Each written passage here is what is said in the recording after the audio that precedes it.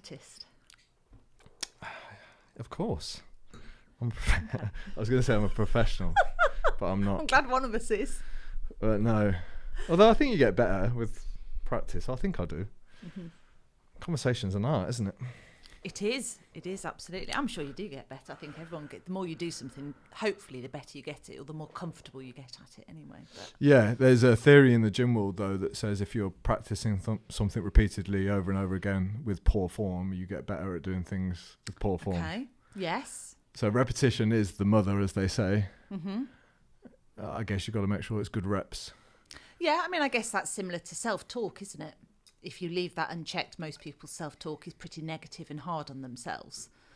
So if you don't work actively on what your brain consumes in terms of media and things like that, and you don't work actively on how you think about yourself, how you think about situations, problems, challenges, then I guess you can slip into very negative thought patterns. We all know people out there that are super negative, like they're always looking for what's going to go wrong or those sorts of things. And I guess it's the same, isn't it? It's that poor form.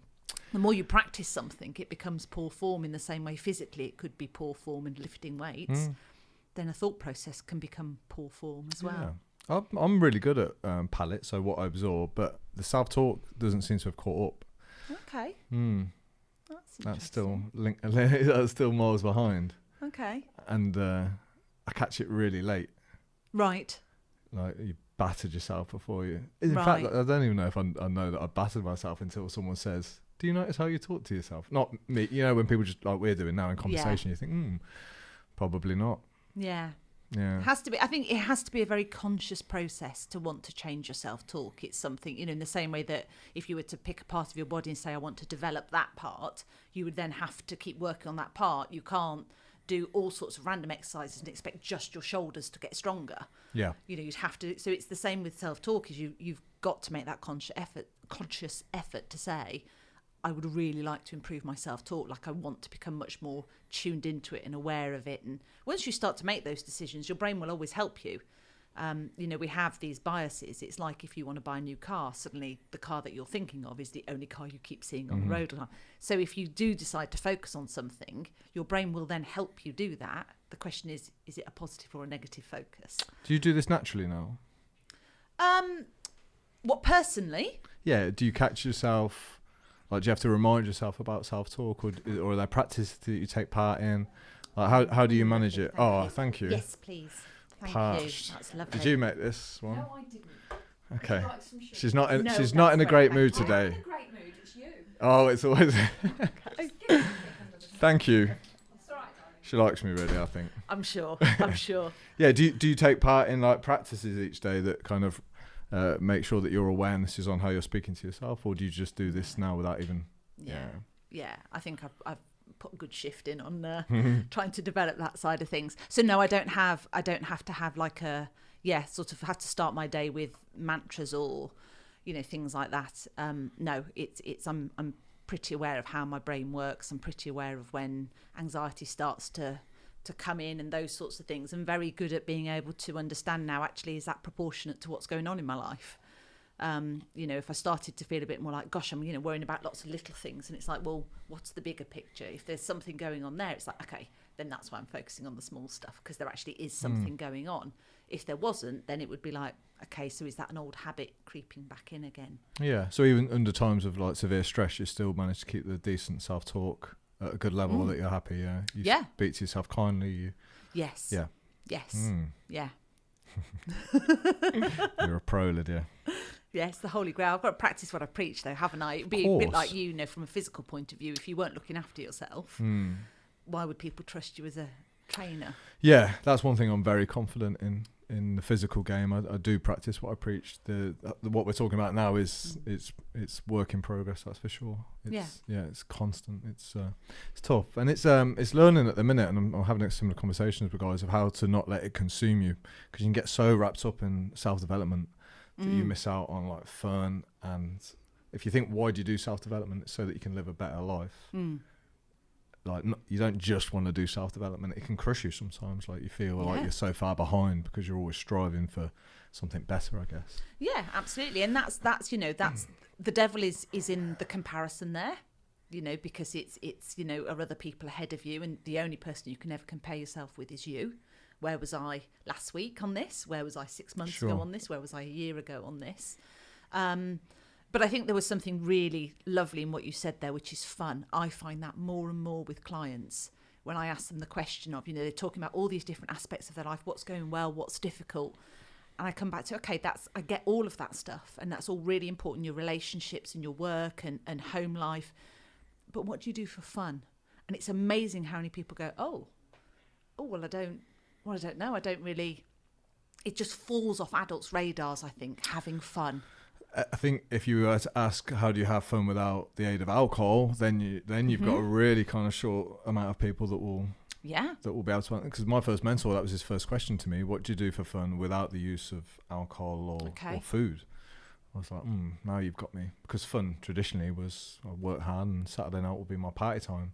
Yes. And that's kind of how a lot of lads got their fun and do get their fun. Absolutely. There's a huge cultural part to that, of course. But I think, again, as you go through life, and particularly if you're doing that self-development part, I love the fact that you ask people about fun, because there's a responsibility there. I think as we talked about a little bit last time, we all have this inner child, this who we were when we were young, and sort of the parts of us that perhaps didn't get to blossom because of parenting and other environmental situations. As an adult, it's kind of your duty to allow that part of yourself to flourish. That should be a really important part of your self-development, which is, what do I do? What do I do for fun? What brings me just joy? Not just completely purposeless. Rather than, I think as adults, we get very lost in being purposeful all the time. Everything I do has to have a point to it. What's the reason that I'm doing this? It's like, well, what about just doing things because it brings you joy or enjoyment, or it can get you into trouble, that question of like purpose, like challenging purpose on everything you do, because you can easily get to the answer of, well, it doesn't matter. If you trace it really far into the future, you can. That's how nihilists are formed. They can't see the point in anything. It's a dangerous place to be, isn't it? If you question everything. The comparison thing, it's given a bit of a bad rap. I think that can be used in a really healthy way too. So if we're talking now about fun, and I feel like I'm not having enough fun, maybe I can find somebody that I would consider would be a good target in terms of fun. I can look at them and think, well, how do they have fun? What do I like about them having fun? And there's things in there, as long as you don't use it to beat yourself up, I think you can use other people. There's like a bit of a roadmap.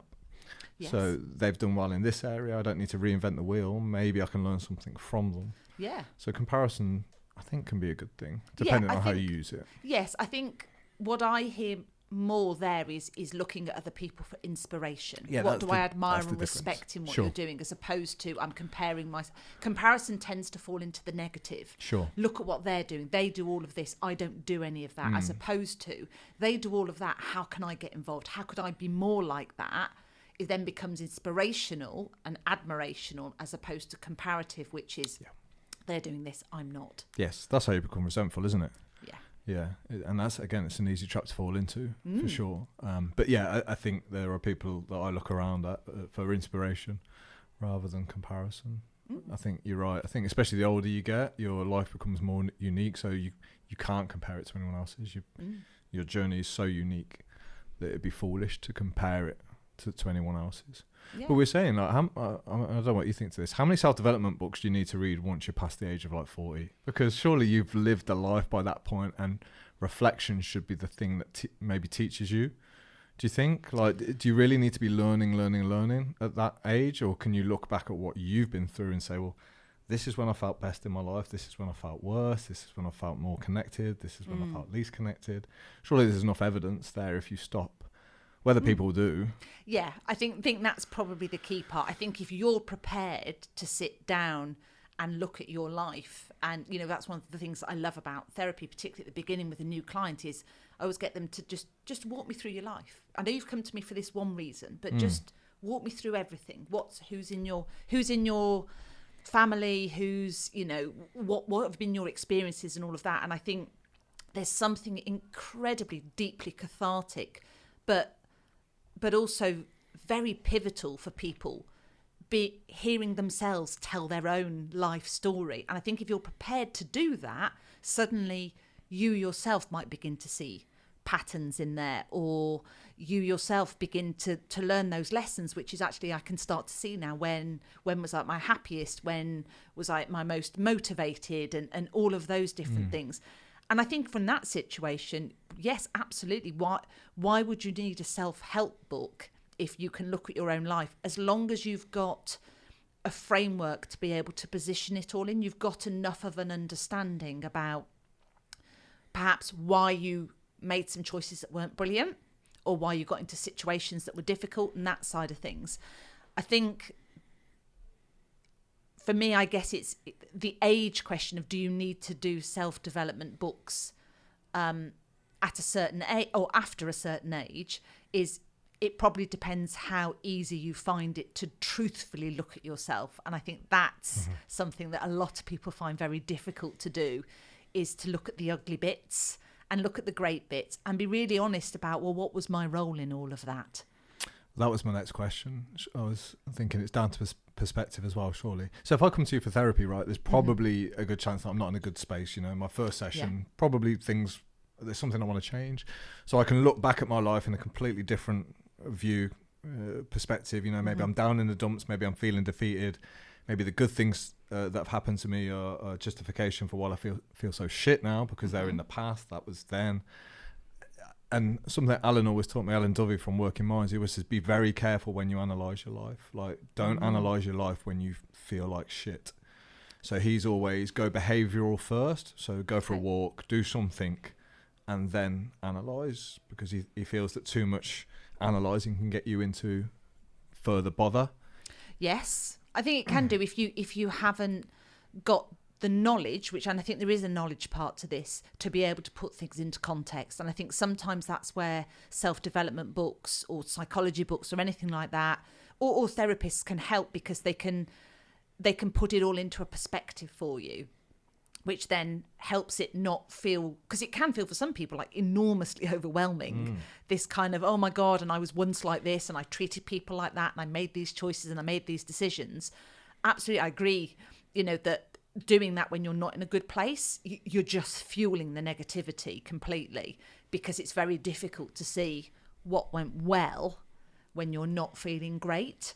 But I think that sometimes it's just having those, whether it's different bits of theory or understanding, that helps you draw things together, that then makes it a useful exercise and useful information to help you develop and move forwards. Yes, definitely. And I agree. I think that's what a good therapist can 100% help you do. They really are good at reframing things for you as well, or helping you reframe things. I agree with Alan, and I don't. Like, my best changes have come from definitely the most stressful and depressed times, I think. Okay. Yeah, I think they force you to look at stuff, like where you can no longer lie. Yes. It's too painful. You can't lie anymore. It's like, this is how it is. I think you can easily bullshit yourself when things are just not so good. I think that's a bad place to be. When like things aren't great, but things aren't terrible either. It's like that middle ground. Like, you can do better, but you can do worse. And you kind of like flirt in between the two. Yes. And it's a hard thing. Like, and I hate that. I don't know how to ever articulate this, but I never want any guy to get to the point of feeling like shit. Yes. But often that's where transformation starts. Yes. So they're the trickiest people to work with, I think. The ones who are just like, oh, this is crap. Same old, Groundhog Day. Yes. It's not that bad, but it's not good either. Yeah. I mean, I guess that's the stuckness, isn't it? For a lot of people. Yeah. And that's when a lot of people come to me is, but I'm stuck. Yeah. And I don't know, nothing's terrible, but nothing's brilliant. And I'm just, it's I guess the epitome of being that rut, isn't it? So when you're stuck, do you spend more time looking back or forward? Like, which is the first place you'd go? Would you look back in order to help push forward, or would you go, look, let's draw a line. What's done is done. Let's in order to generate some excitement in your life, let's look forward. I would say I think it has to be a little bit of a balance of the two. I think you have to look back, because you have to understand why you've got stuck, because stuck is generally a defense mechanism, which is I'm trying to protect myself from something, which is either the fear that it'll go brilliantly or the fear that it'll go really, really wrong. So I think you have to look back, because there is always, the roots of stuckness are behind you. But if we can unpick why you have this fear of progress, of change, of it going wrong or it going great. And actually, I think a fear of it going great is why most people don't push themselves to do things. Do you think? Yeah. Why?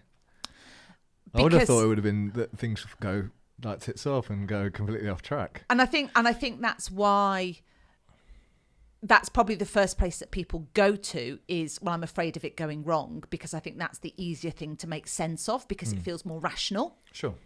Yeah, it does. Why would I push myself forward if I might financially risk things, or, you know, risk friendships, relationships, all of those things that I call, you know, part of my identity.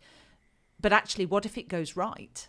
What am I inviting into my life? It's this unknown thing. Actually, a fear of failure is more comforting, because I can understand that. I can explain to you what I think will go wrong.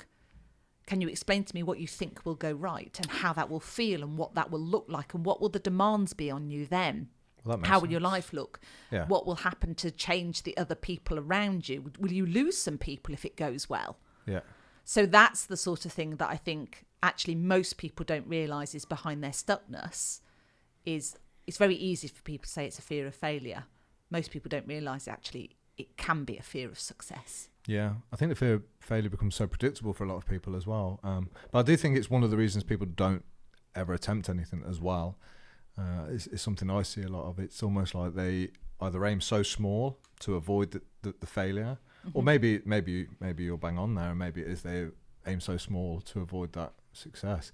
Success is a weird thing, and I know when people used to say they were scared of success, I was like, that's such bullshit. But there is definitely a ceiling that a lot of the guys I work with and myself place on ourselves. Yes. So you kind of reach that point and you don't even envision what it might look to get through that. So money's a good thing. It's like if you've not been brought up with money, the idea of having money in your bank it doesn't feel like a reality. Yeah. Oh, and there's loads of studies that back that up, which is depending on your childhood circumstances is often a massive determiner of how financially successful you would then be in life. If you grew up on a council estate, the chances of you actually moving into, for want of a better phrase, middle classes and things like that is actually much, much smaller, because you will think, oh, no, that's not part of my identity. That's not my life. That's not an option available to me. So I'll stay a little bit lower down. I'll not necessarily work as hard at school, and I'll look for a lower level of expectation in life. Yeah. However, that can also be the driving force, right? You see a lot of really successful businessmen that they say have come from nothing. Yes. But I often see that becomes quite fearful then. They're terrified to go back to where they came from. Yes. There was a guy I was working with. He was driving himself into the ground. By the way, he was super successful, like on paper, financially, his business has grown. But what was keeping him stuck now was the fear of losing it all. Yes. So he'd placed his success and his identity on this business. So if the business failed, he was a failure. If the business was successful, so was he. And he couldn't get out of that trap. So although he'd got what he wanted, he was then really stuck. The fear was paralysing him. He was like, I've got to keep hold of everything that I've worked for, and I'm willing to die for it. I'm stressed to hell. And yeah, it's a strange thing. You kind of get what you want, and then when you get it, you're like, I've got to fight really hard to keep hold of it. Yeah, absolutely. And I can really, really understand that. And I think it's one of those places where what we have to remember is that those people that do come out of the harder, the less fortunate, I guess, backgrounds and really become successful, they are massively in the minority, massively. Sure, yeah. But that fear of, I have built my identity now on this money, on this lifestyle, on all these things that are attributed to being financially successful.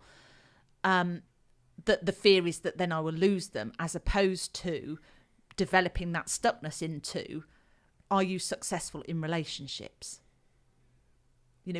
How about looking at success being defined in a different way now, rather than just financial success, which has massive pressures on it. Sure. Because you've got to keep making the same amount of money, and you've got to pay all the people that you employ and all of those sorts of things. So you're then not just successful for yourself, you're trying to be successful for all of your employees as well. So it's a real double-edged sword. Yeah. So to help you with that stuckness, let's look at redefining what success looks like. Does it have to be financial? Like if you've got real deep core beliefs. So if you've come from a home, for example, that's always, finance has always been an issue. Let's say you were poor, you didn't have anything as a youngster, and you've got this real core belief perhaps that you're not worthy of anything. can you really change that at a deep level, or are there some beliefs that are just innate and within us and that we have to do our best to manage throughout life? Because I spoke to a few therapists and they're debating now. They're saying we think some of these beliefs are, you're not going to change them. You know, there's been various studies on people that have had years and years and years of therapy, and there's one or two core beliefs that will not budge. Yes, I would agree with that. I think that you cannot necessarily rewrite that very, very core basic programming, but you can learn to know that it is there and understand how it influences the decisions that you make, and therefore work to make the decisions as if that weren't your core belief. And over time, the first time you do it, it will create great anxiety, because of course what's happening is that your fight, flight and freeze part of your brain, your amygdala, the primitive part, will go straight into anxiety mode, which is no, you can't risk this. This is you're putting us into a dangerous position here. And of course, then once you do make that decision, regardless of the fact that your brain is like just on fire with worry and anxiety, if that decision works out in the end to be positive, that's the first piece of evidence to say, brain, you don't have to flare up quite so big just because I make a decision that goes against our core beliefs, because perhaps those core beliefs no longer serve us today. Yeah. So you can work with it in that way, and over time you can learn to try to calm that physiological response and that innate brain response. But ultimately that belief will always be in there and it will trigger some sort of response, but it's just learning to manage that. Yeah, I think I'm starting to understand now why psychotherapists say you have to take a look at all these parts of you and put them in front of you, because what you've just described there makes total sense. But I think you have to understand what you've just said. So you have to understand that there's a physiological response in your body, and if you understand that and you can put some meaning to it. It's not as scary if you know what's going on, if you know your adrenals are firing and such, and you know that's a normal state to be in. I think when you don't know what's happening and you don't know what your core beliefs are, like, it can feel really overwhelming. You just, like you say, you just act out of fear all the time. Yeah. But I think there's, like, in terms of values, like, I think there's some values that parents and our childhood has installed in us. I think there's some values then that we can perhaps, obviously, influence by our behaviours and what we do with our time. But then, I think there's some values perhaps that are born with us. So I see values as 3 different levels, and I try and work on that third part of, like, the ones that I can influence. Yeah. Because you're right, I can work with that one that's in me if I know about it, and I can probably start to challenge it a little bit, knowing that I can't budge it. But it sounds like you're almost saying you can go against that a little. You can fight that natural value a little bit. You can understand, you can understand that it's there and that it triggers these responses in you, but it doesn't mean that it's right. Yeah, it might not be helpful. Yeah. So what do you do then when you have a core belief that you know isn't helpful? So do you just become better at dealing with reality? So, for example, that I'm not good enough, I'm not worthy. Let's just say that's there and we're not going to budge that. So we could say, well, this fear of success, of course, you're not good enough, you're not worthy. Like, if you believe that to its core, to its roots, how do you even go about challenging a belief like that, which is a real common one, by the way? It is massively. Yeah. Oh, yes, I think most people have some level of I am not good enough. Do you know who Jordan Peterson is, don't you? Yes. Even he had said this the other day. He's like, I do not feel worthy of the attention to have a book. He said, I do not feel worthy. I'm like, that's Jordan Peterson, I think one of the greatest kind of clinical therapists alive. He's just brilliant. And he's saying the same. Yeah. I was like, it's in him. Yeah. You hear all the greats say it. I'm reading a book about Johnny Cash at the minute. He had the same. Frank Sinatra. All these what we would consider greats. They're all like at the core. They're like, I'm not good enough. Which is weird though, because that's the thing that's drove them to do so well. Yes. Or what we would perceive as well. It's that I'm not good enough. Then nothing they do is good enough. Yeah. So they have to do more and more and more and more and more. I'm not saying that's good, but it's the thing that's got them to the top of their game. Yes. So I guess maybe that's an example of using it in a positive spin, if you would consider that positive. Yeah, I mean, I think, using it as a motivation, I guess the question then becomes, though, are they actually happier for it? Or does it not matter how much success, how much adoration they have, they still have this sense of, I shouldn't be here. I guess it's the imposter syndrome, isn't it? And I think a lot of that is both the blessing and the curse of being a human being, because our brain is so much more developed than all the other animals. We have this thing where we can adore people, and these days we adore people for really no talent whatsoever. But it's understanding, I think the part of it is, what have I put into this, and why should people think I'm better than somebody else, that I would then get all of this attention and this praise. But I think then the other side of it, and what you see with some situations of people that are very, very successful, is they become extremely philanthropic. You know, they really want to give back to charity because it helps them feel like they're balancing the scales again, which is, I've got all of this stuff. I don't feel that I am, you know, a significantly better singer, actor, businessman, whatever, than some other people that are very successful. So in order to sort of balance my consciousness about this, I will give back massively into charity and do a lot of volunteering and things like that, because at least I feel like that somehow doesn't make me more worthy, but at least I feel like it's not a situation where I'm being put up on a pedestal, because there's an awfully long way to fall from there. So if I give back in a different way, then that makes me feel like I'm a bit more grounded. Yeah, and I think it's also, some people reach a stage where they think or realise they're bigger than the self.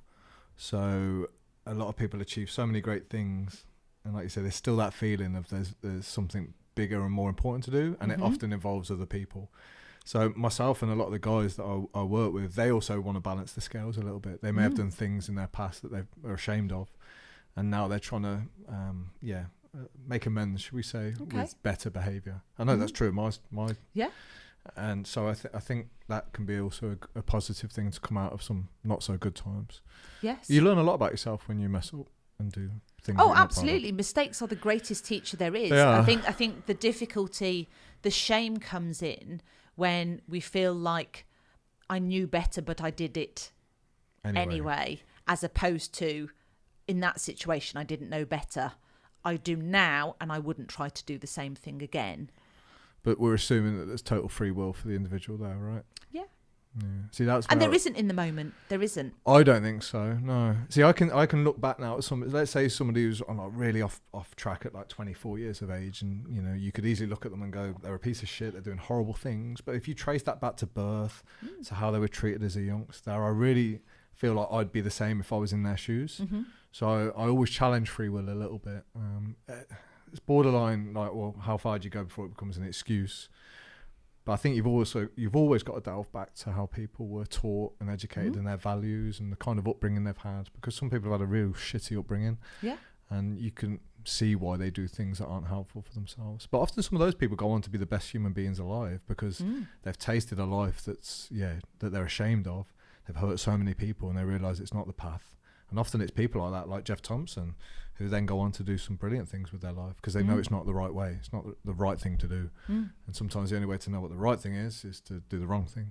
Yeah. I think that's how we learn. By the way, we're 30 minutes in and we haven't touched the topic that we said we were going to talk about. Okay, awesome. Right, wow. I've just realised we've just been like speaking, which I could do for a long time with you. So when we were messaging about obviously organising this podcast, we said, you know, this time should we have a theme? Yes. And you threw out the idea of relationships. Yes.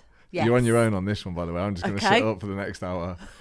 So yeah, we said the art of relationships, starting from not just intimate, but you were talking business, just everyday relationships.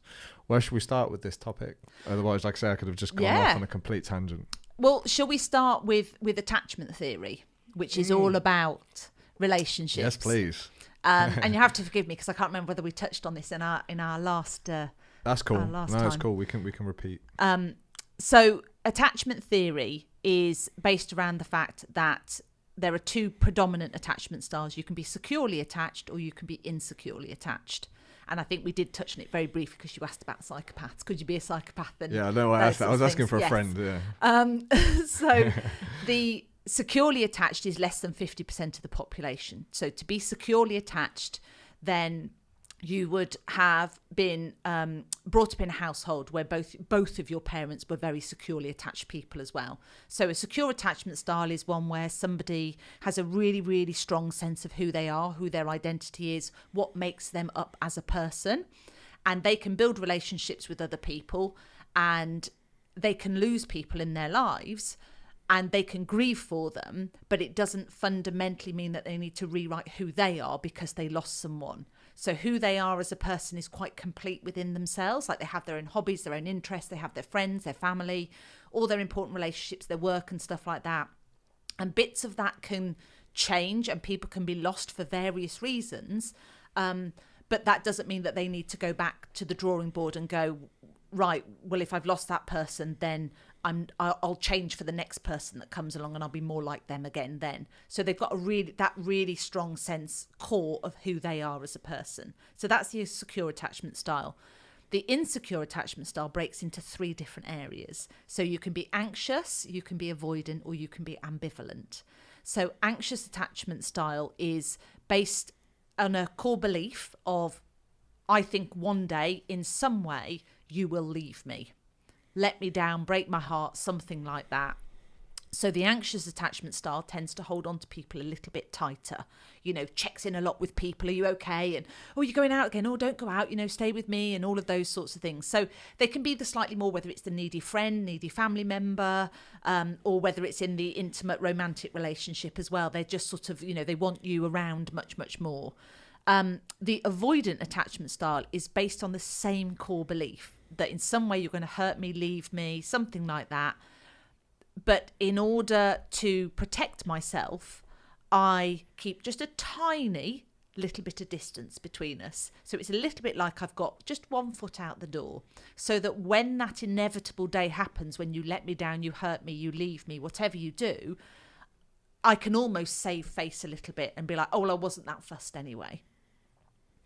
And then the third one was the ambivalent attachment style. So the ambivalent attachment style tends to come more from people who have had childhood trauma. But the way that we describe it is basically it's the mixture of the anxious and the avoidant. It's the push-pull relationship. I really, really need you close to me. You're smothering me. You need to give me some space. Please don't leave me. Come back again. And so you have this constant push-pull relationship with them. So that's how insecure attachment styles breaks down into those 3 different areas. What we find is that initially avoidants look a lot like secure. So when you're out in the dating world, if somebody comes along and you think, wow, they really know themselves and they've got this really strong opinion and they just seem like they've got everything together, if it gets extremely like, oh my God, I've been swept off my feet type thing, you've probably got an avoidant on your hands. Whereas the secure would be much more, I'm not saying they wouldn't be exciting, but they're just much steadier going. They don't have anything to prove. They don't need to sweep you off your feet. So the avoidant and secure can appear the same, but the avoidant will show their colours quite quickly. Okay. The avoidant and anxious are really, really drawn to each other, because the avoidant meets an anxious and thinks, not consciously, but basically, well, this is someone that I can kind of manipulate and control quite easily. So I whack them straight up onto this incredible pedestal and they allow me to sweep them off their feet. Whereas if you got an avoidant coming towards the secure and they tried to sweep you off the feet, the secure would be like, this does not feel right at all. This does not feel safe. I'm just going to call time on this. The anxious just goes, oh, this is the most amazing thing I've ever had in my life. This is the one. It's like movie love. It's all of that sort of stuff. What then happens is that whilst the anxious is up on this pedestal, at some point they will do something, because they're a normal human being, which is show some form of fallibility.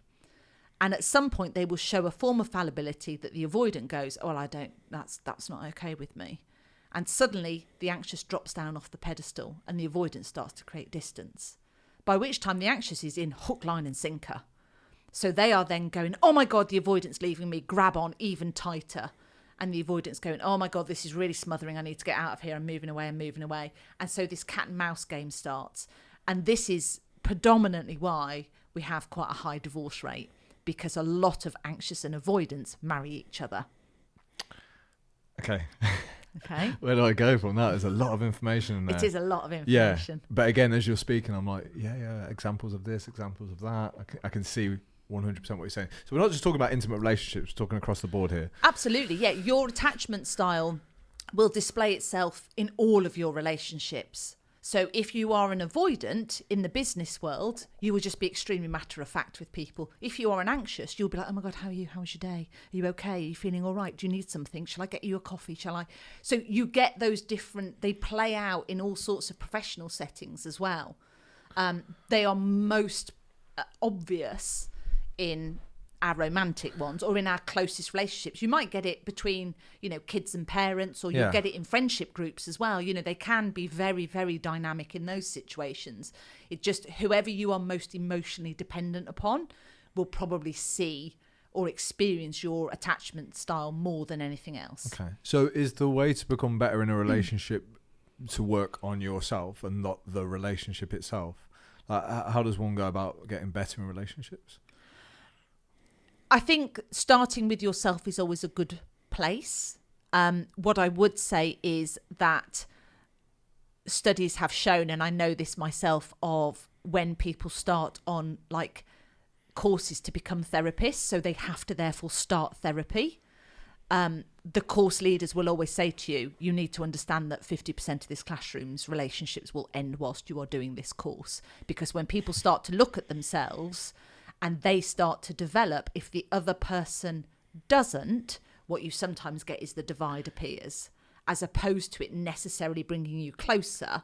But that has to be a good thing, because if the gap was that quick to find, then this wasn't the right relationship for you anyway. I see this all the time.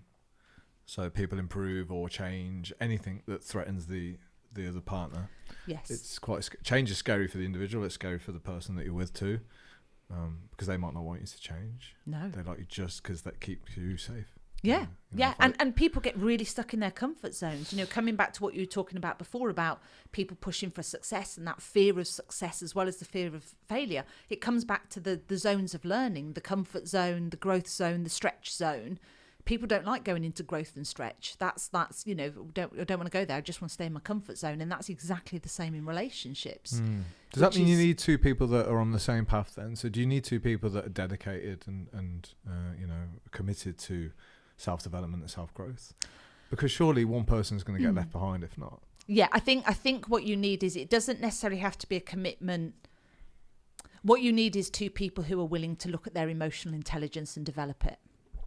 That's what it comes down to, is emotional intelligence. And that's where a lot of relationships stumble, is one person either has or develops a greater level of emotional intelligence than the other one. And the one who doesn't is the one that looks like they're stuck and they're not moving forwards and all of those sorts of things, because relationships need emotional intelligence to grow over time. So do you wait until it's apparent that it's not going to work, or do you say, do you know what, if you're not on this journey with me, then this isn't going to work?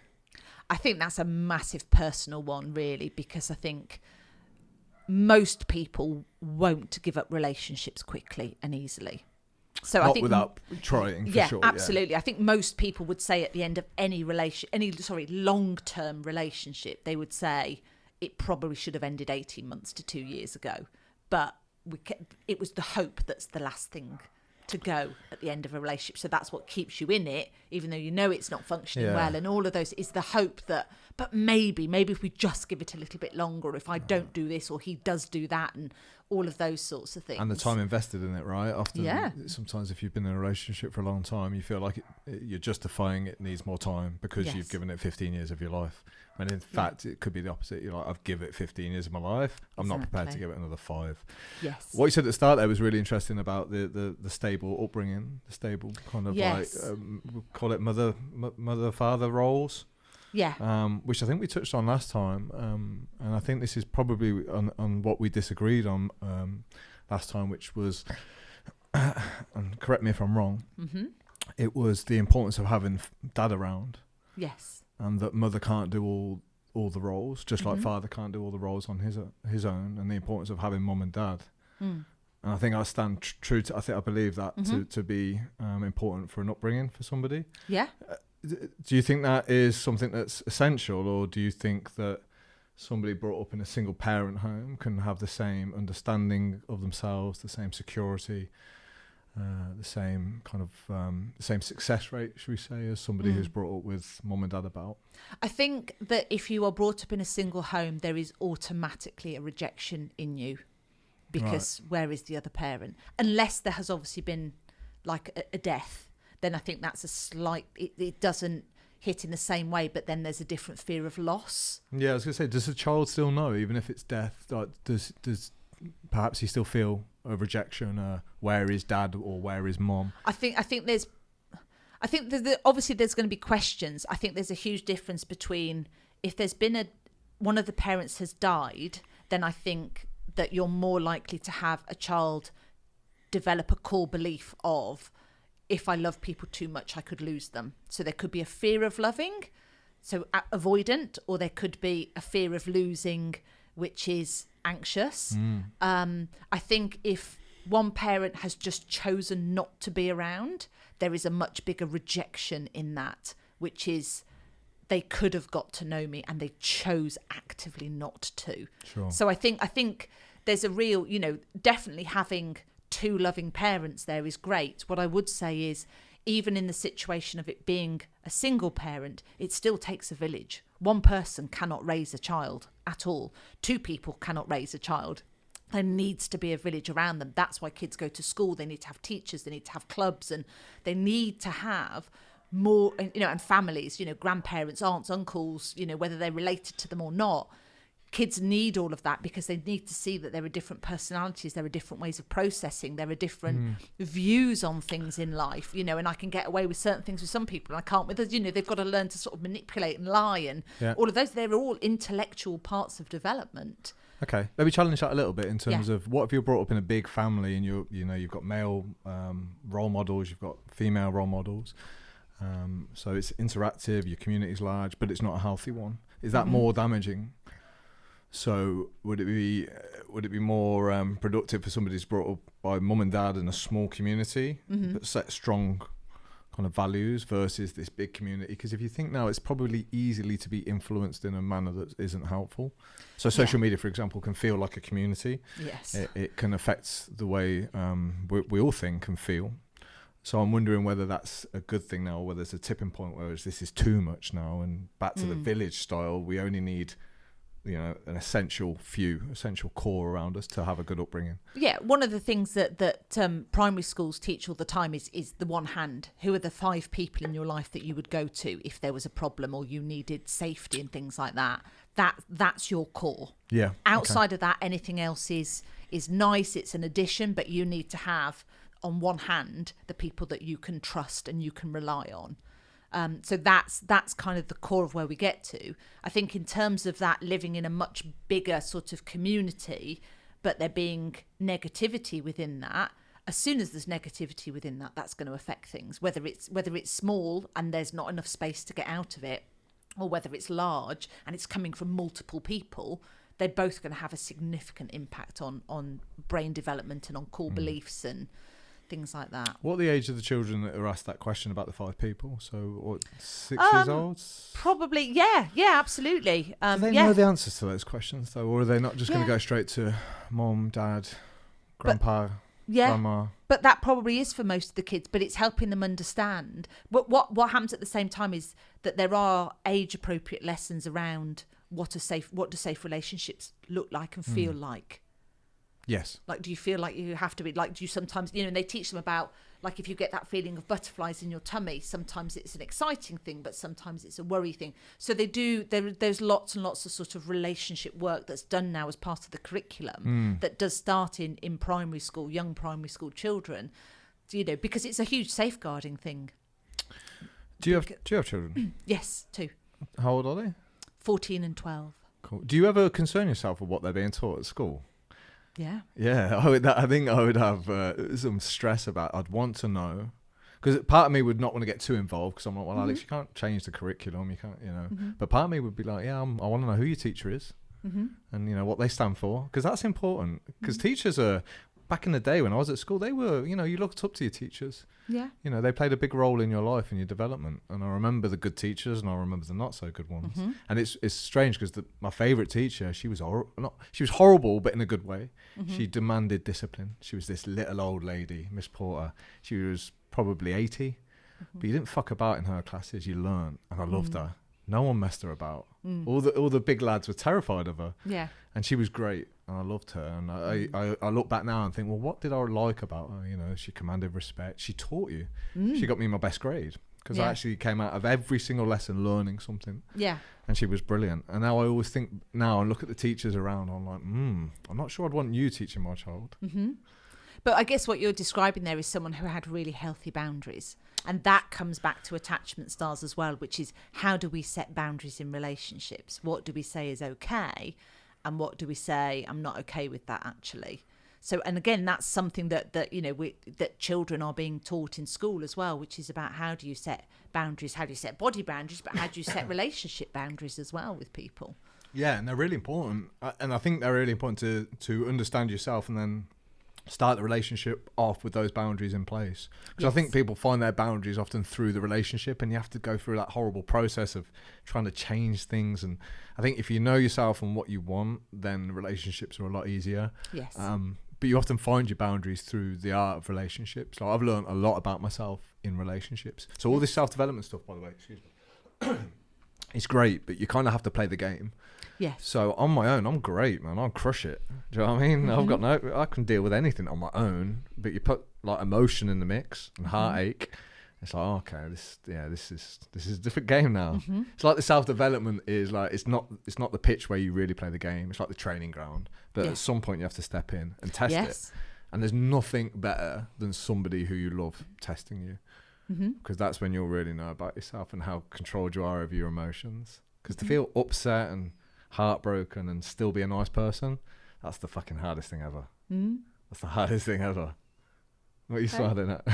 No, it's interesting that's your take on it, because obviously I think it's my experience. Absolutely. Yes, sorry, your experience on it is I'm not ever saying this is how it should be. I'm just this is how I struggle when I'm hurt. Yes. Like a lot of guys. Yeah. So a lot of guys, when they're hurt, they get angry and they lash out and they say things, they do things. I see it all the time. Yeah. Not a lot of men know how to deal with emotion. Yeah. And that again, it comes back to that fight, flight, freeze, that amygdala primitive part of your brain is that your fight bit gets triggered, as opposed to, for some people, the default is freeze. For other people, the default is flight, which is, I can't do this, I'm walking out. You know, so it's understanding which part of my amygdala of fight, flight and freeze is the one that gets triggered most easily. Because we can all access them all in different situations. But if there are things where I feel emotionally vulnerable, those are the bits where we're developing. That's where we say, right, well, that's where we want to develop the emotional intelligence. Okay. So we've got two people maybe who are committed to broadening their emotional intelligence. A good start. Two people on the same ship, which makes sense, you know. Yeah. It's going to be beneficial for both. How about two people that have both been brought up in a secure upbringing? Is that representative of a good relationship too? Yes. So you've got two people together, both been brought up in a good home with good strong values. Yeah. Let's put those people together, both on the same mission to improve emotional intelligence. Happy days. That's where you will get a genuinely good, like 40, 50, 60, 70 year marriage. That's where those ones come from, when they still at that old age say, look, this doesn't mean that there hasn't been hurt and we haven't fucked up and made mistakes along the way, but none of it was intentional. We took responsibility for our shit, but actually overall the love, the history, you know, the adoration that we have for each other, the respect for who we are as people is what's seen us through this marriage. How much of this is statistics then? Like, how much of this heartache and pain can you avoid by just doing a bit of background work? Because what we're saying is statistics back this up, right? Yes. So would that mean, like, let's say online dating, for example, do you now look for people that have got those characteristics and upbringing traits in them? Like, I want someone who's been brought up in a good home. I want someone who's on the path of developing themselves. And if you're not on that list, chances are it's not going to work, so I'm not going to waste my time. Yeah, I think you certainly could do that, definitely. I think there's nothing wrong with it. I talk to clients and they're sort of, you know, if they're single and they're looking at dating and things. And, you know, it's often, I'm talking, the majority of the time I'm talking in a heterosexual relationship here, but I think the same applies regardless, because people are people. It's understanding, you know, one of the things that you can always ask people is like, well, who are the most important people in your life? And, you know, and what are your relationships like with them? Not in a, like, you know, tell me about your, but, you know, if a guy has a fantastic relationship with his mum, he respects her, and it's just like, yeah, no, she's, you know, she works hard, she does this, that, and the other, whatever it is, whatever the values are, then the chances are that he has a set of values about treating women with respect as well. Yeah. Does love ever work like that, though? Do you not, like, you know, catch someone's eye, get chatting to them, start to develop a relationship, and then you find out who they are? Like, yeah. So it's often sometimes you're in too late. Like, you find out who someone really is when you really get to know them. So I think on first dates and even in the first few months of a relationship, like, you try and be your best.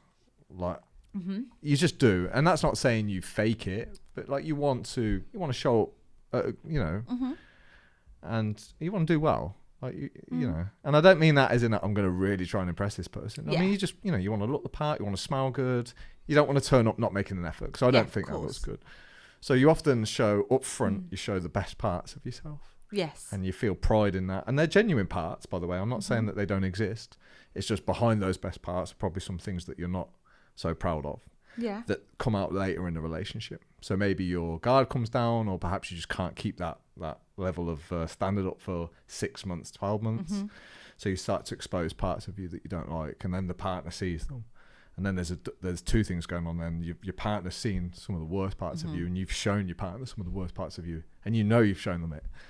So now the secret's out. You know that fuck, they know who I am now. So what you've just described there is an avoidant person. Oh, I feel like you're profiling me here. Because it's the putting on the best side of yourself all the time, you know, and then saying, well, but you can't keep that up for 6 months, as opposed to just saying, actually, this is the real me from day one. Yeah, but I wouldn't do that at day one, and you wouldn't appreciate it either. So if we went out, for example, for a drink, and I was, let's say I was late, I didn't look my best, I was rude, which I can be, by the way. I can be all these things. If I'm really grumpy inside, I can be rude. But there's no way I'd do that on the first day. I just don't think it's the right thing to do. So I'm never gonna show you who I am on date one. I think that'd be a terrible tactic, don't you? It would be honest, though. Yeah, I'll be honestly single for the rest of my life. I'll tell you that. But then what I would say, though, is it's then looking at, okay, why would those things be acceptable later on, though? Why would it be, you know, if you were to say, look, I have a terrible temper, I'm not saying that you have, but, you know, or I'm super grumpy, or I'm always late for things. I'm always late for things. That's something you can definitely address. I'm amazed I got here on time. I am catastrophically late. You know, you're early. No, I mean, I'm not, but I mean on a date. Sorry. I thought you were just no, I'm not confessing to that. No, I'm generally not super late. No. I can't do it. But if you were to say that on a first date, you know, to be honest about it, which is, I'm amazed I was here on time, and because I'm normally such a late person, you know, those sorts of things. It's important that people understand that, because you might have someone else who goes, oh my God, me too. And it's like, great. So that's just not going to be an issue between the two of us then. Yeah, I get that. I think there's levels, though, isn't there? Yeah. I don't think you go in and pour your entire heart out and your history of like all your faults. But again, isn't that like a real negative way to go into a relationship? Do you know what? I'm going to tell them all the shit that's wrong with me. Because I could say, well, do you know what? There's a lot right with me too. Yeah. And what I will show, because I always feel like over time, if you really love someone, you can become more accepting of their faults, and you might not on date one. So on date one, there's no attachment, no emotional attachment. You don't love the person. And I think sometimes, well, I don't know, maybe it's harder to accept their faults when you're in love. Maybe it's easier. I don't know. But I think there is something to be said for time. And absolutely. Yeah, and definitely. Discovering, because if you hit me with all your faults at one time and I hit you with all mine, you might go, well, Alex, that's too much. Like, that's way too, I can't handle that shit. Like, you're nuts, get out of here. But if I drip feed some of these things and just like, does that make sense? Yeah, but I think that you can drop breadcrumbs along the way, though, to help people understand which is what I'm saying. Who you really are. Yeah, definitely. Yeah. But then they might say, well, I wish I'd known this shit at the start. Yeah. This is why relationships are so hard. Some of the most successful people I've spoken to on these podcasts, therapists as well, they always say relationships is the biggest issue they have to deal with people. Yes. Like, most people can work their own shit out at some point or deal with it. It's when other people get involved. It's the thing that destroys most people. I get it. Totally. Yeah. And I totally agree with that. Relationships are incredibly hard.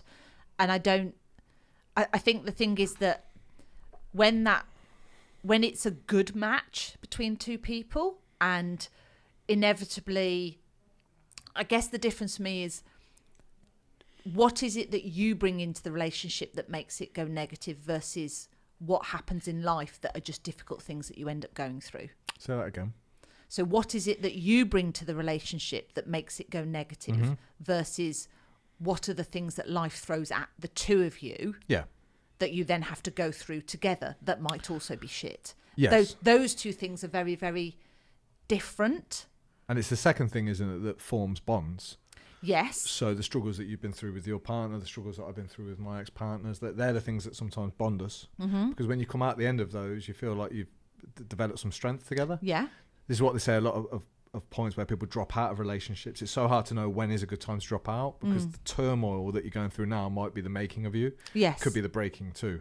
So they always say this when kids come along, it's like it's a real tough time. For, oh, for mum and dad. absolutely. Oh, absolutely. But when the kids are like, go off do their good things, and you look at that child and you get that pride and like, well, we played a part in that. It brings my mum and dad are a good example. They're great now. They go off and do these amazing things. But when we were young, it was tough. We had no money. They were always arguing about money.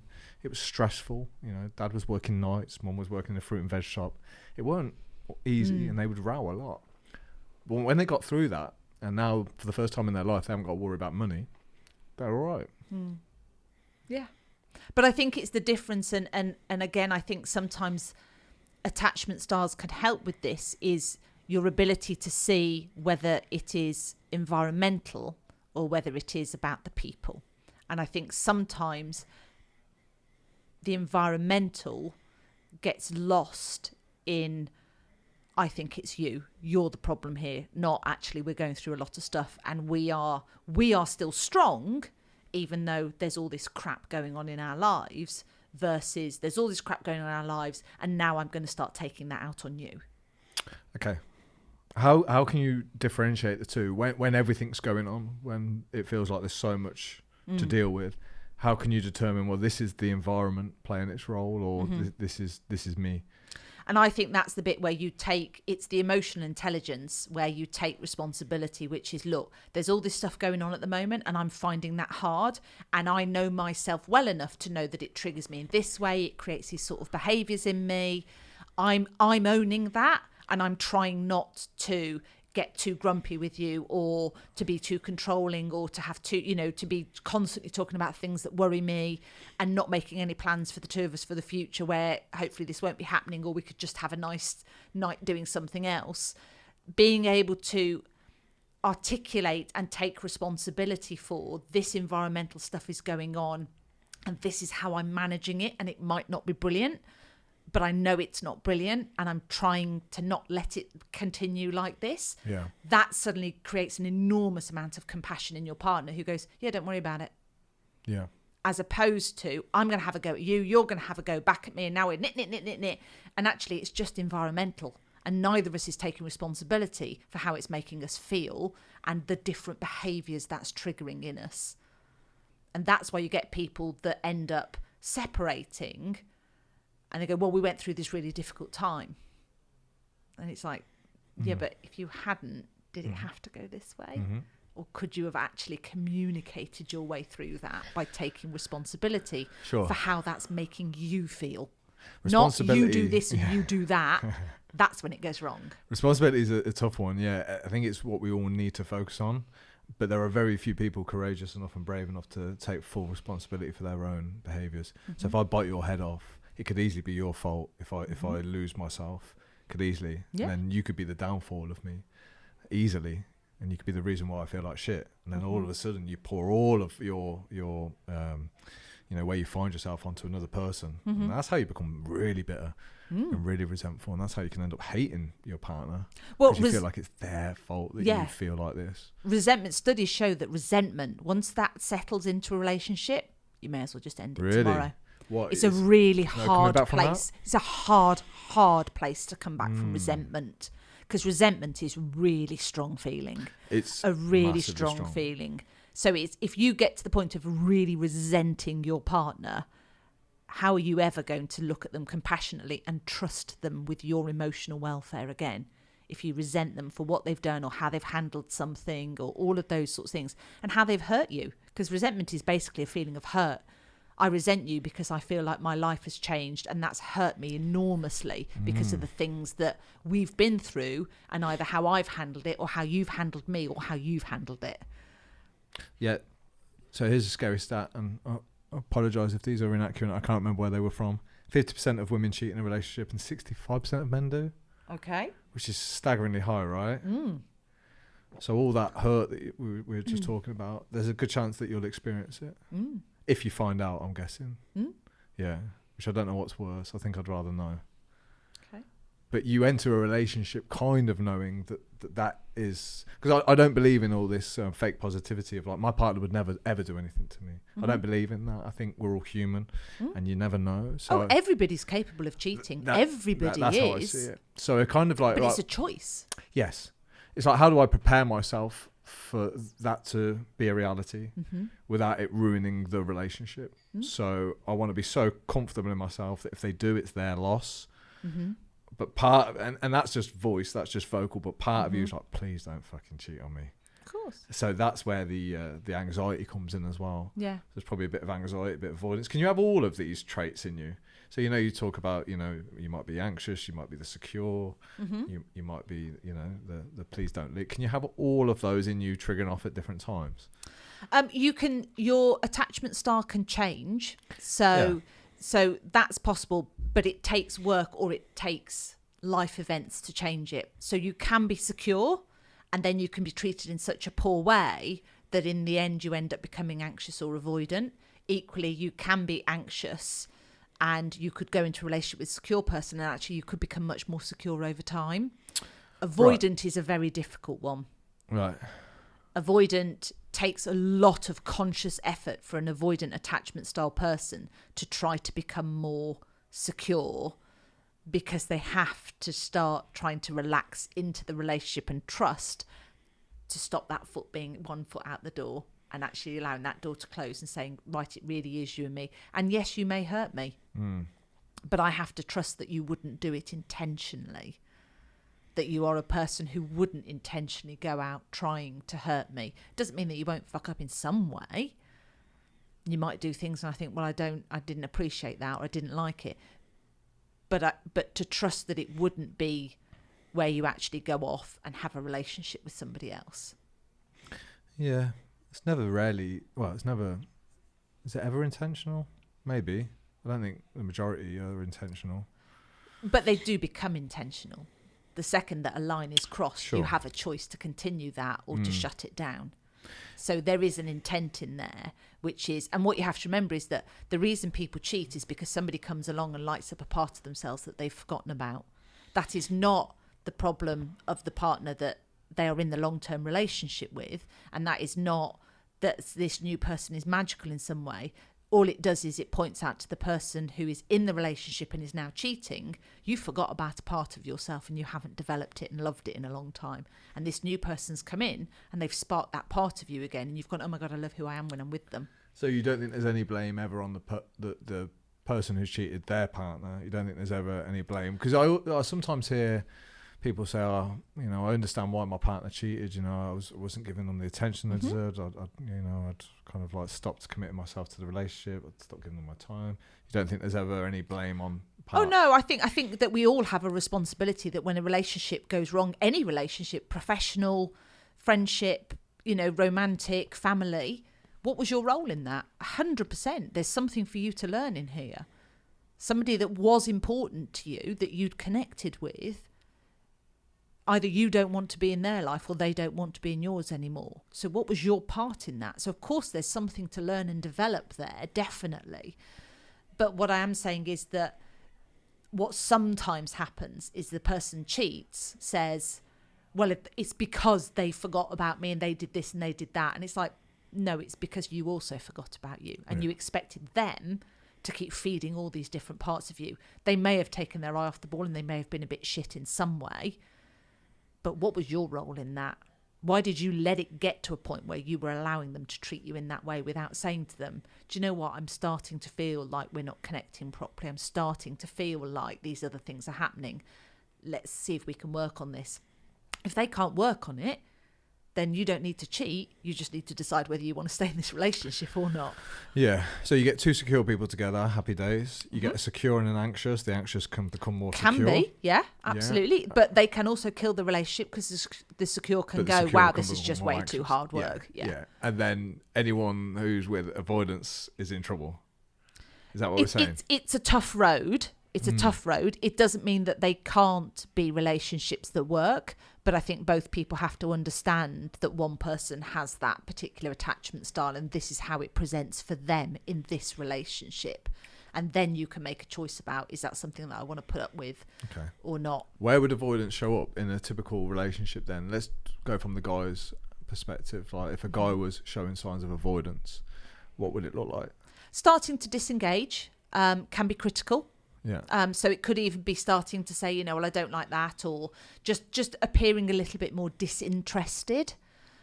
Or it can be big cycles of effort and then massive withdrawal.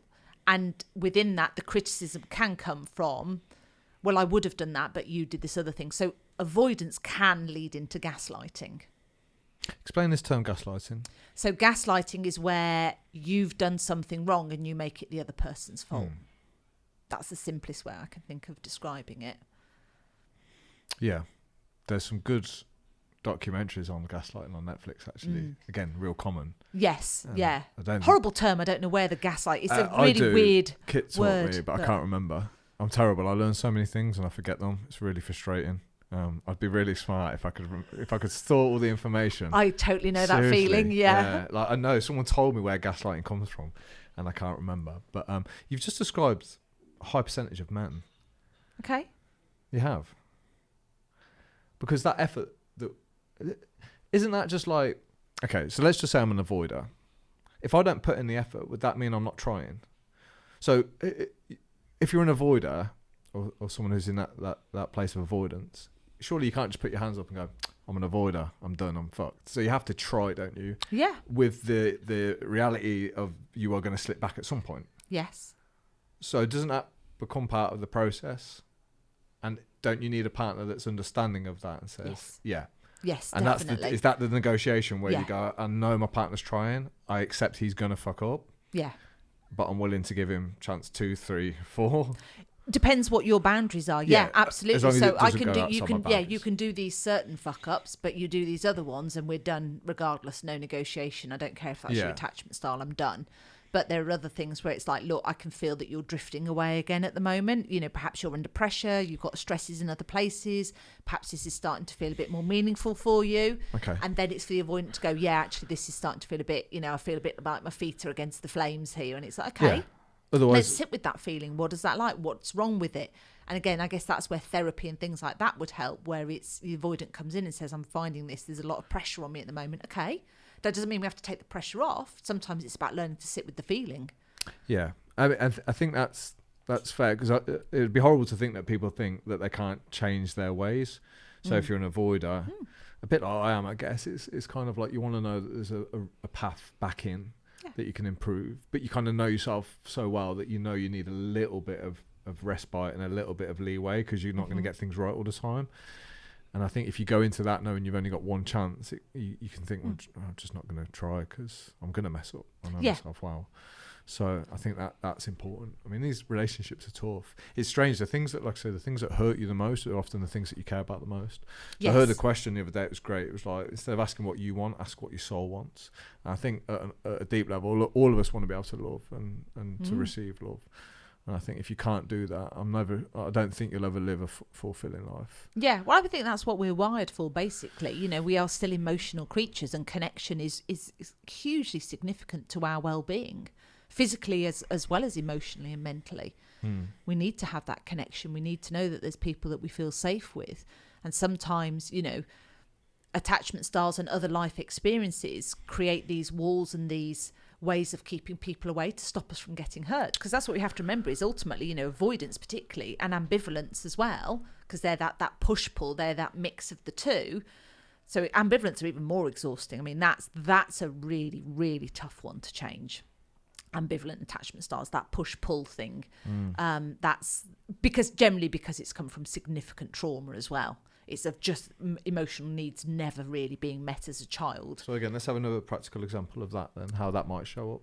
So that would feel like, again, it would probably present to begin with a bit like an avoidant would. It would probably feel very intense very quickly. Right. But the intensity never drops down from there. So it's a real, gosh, I really, really, really want to be with you. And then suddenly, like, almost ghosting. And then suddenly being back in again and just be like, yeah, my God, it's amazing. And people are just like, I don't know where I stand with this person. Like, sorry, are we a thing or are we not? And it's those sorts of people, the ambivalence will present itself in lots and lots of different aspects of their personality as well. They'll always be extremely charming to meet them initially because their emotional needs have never been met. So part of their coping strategy is that I have to make people like me instantly, because as a child, I didn't feel like any of my needs ever got met at all. So I'm extremely charming, but then I will say things and act in ways, and everyone's a bit kind of like, that just feels really that feels really random. Why did they do that or say that or those sorts of things? So they're the people that sort of make you go, I think they're a nice person, but I'm not quite sure actually, because then they never do what they say. They will tell you loads and loads of amazing things. And then it's like, yeah, but what did they actually do?